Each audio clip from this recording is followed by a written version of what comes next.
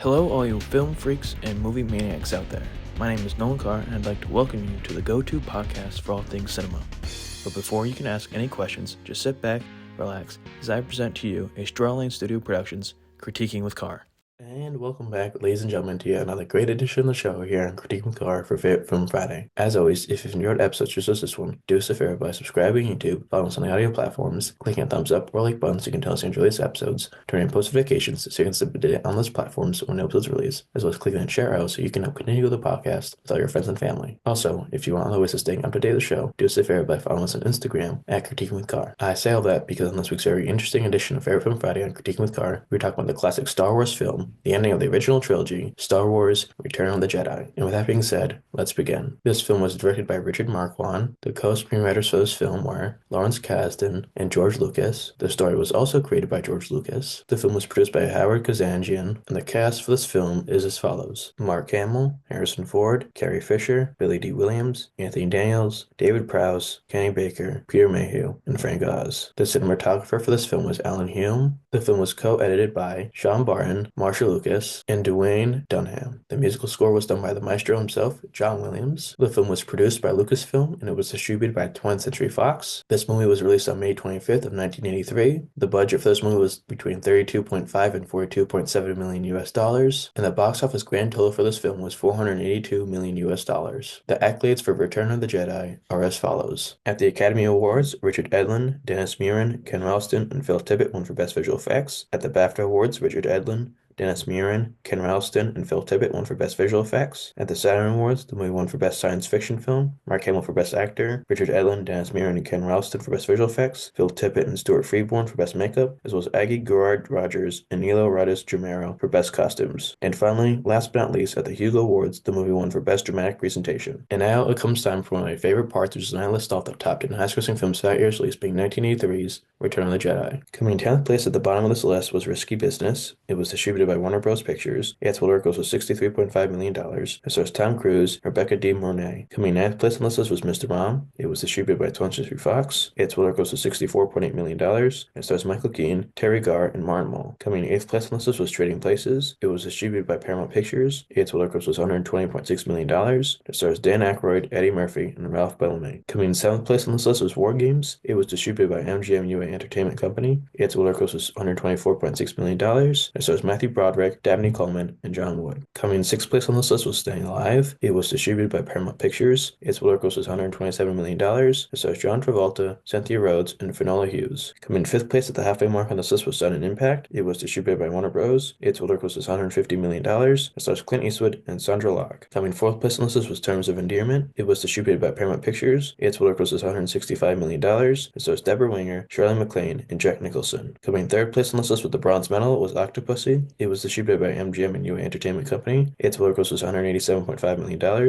It stars Roger Moore, Maude Adams, and Louise Jordan. Coming in 2nd place with the silver medal on this list was Flashdance. It was distributed by Paramount Pictures. Its total gross was $201.5 million. It stars Jennifer Beals and Michael Nouri. And finally, coming in at number 1 with the gold medal as the highest-grossing film for 1983 was Return of the Jedi. It was distributed by 20th Century Fox. Its total gross was $482 million. It stars Mark Hamill, Harrison Ford, and Carrie Fisher. And now, the moment you've all been waiting for, my review of 1983's Return of the Jedi. The Star Wars saga reaches its climatic conclusion in Return of the Jedi, a film that, despite being widely loved, often gets overshadowed by its predecessors. Released in 1983, Jedi brings the original trilogy to a satisfying close with its blend of adventure, spectacle, and moments of genuine emotional resonance. While it remains an iconic chapter in the Star Wars legacy, I can't help but feel that the magic of the series, while still present, has steadily waned by the time that this film has come around. For the moment Darth Vader's shuttle arrives at the incomplete second Death Star, the film's visual style and production values are evident. The look and feel of Return of the Jedi is immaculate, particularly in the early scenes. The atmosphere of Vader's shuttle landing on the Death Star feels distinctly 80s, a vibe that makes this film stand out even when compared to more polished later Star Wars films. The grandeur of the Empire and the military presence on the Death Star is matched only by the film's attention to detail, creating a more tangible sense of menace. Speaking of the Empire, let's talk about Grand Moff Jar Jar. He may not be as calculating as Tarkin from A New Hope, but he's still an impressive figure in his own right. He does the best he can with his position, and there's something strangely endearing about his struggle to stay in control of the situation. One of the film's standout moments is the sequence sequence at Jabba's palace. From the moment C-3PO and R2-D2 are introduced, it's a captivating setup. Jabba's palace feels alive with personality thanks to a cast of bizarre yet wonderfully designed characters like Bib Fortuna, the Gamorrean guards, and Max Rebo's band. The whole aesthetic of the palace, complete with its distinct alien atmosphere,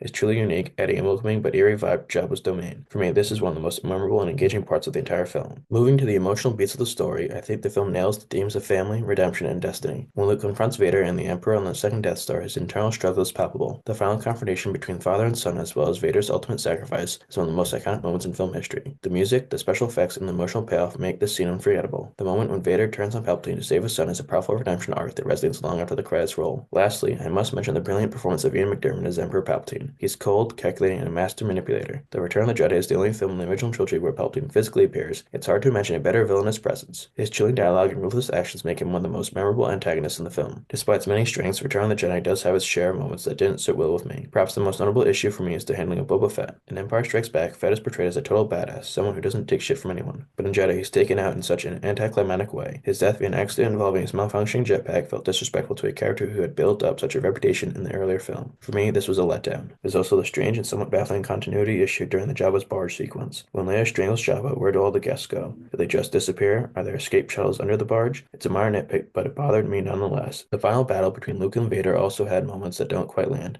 I'm talking specifically about the lightsaber combat.